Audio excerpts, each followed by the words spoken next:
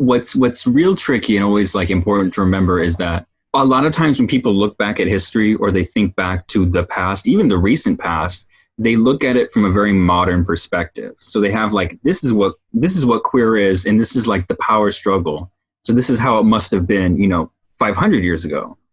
And the entire way society relates to itself is different. I mean, again, back to ancient Mesopotamia, when you're writing the very first laws in Hammurabi's code, and it's like, okay, everyone, we need to have some sort of structure in how we're going to do this.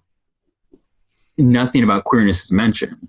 Scholarly research on that says that it's because it was just such a mundane, accepted fact of life that it wouldn't need to be regulated. It was just like, we don't need to talk about it because it's not a big thing. But the argument could also be made that it was shunned and they didn't want to talk about it. It's true. And again, it's hard to get pinpoint definitive answers. Right. Mm-hmm. So when you have those kind of like discussions and you have those kinds of talks, you have to look at it from not only that perspective, but remember that perspective also wasn't the perspective.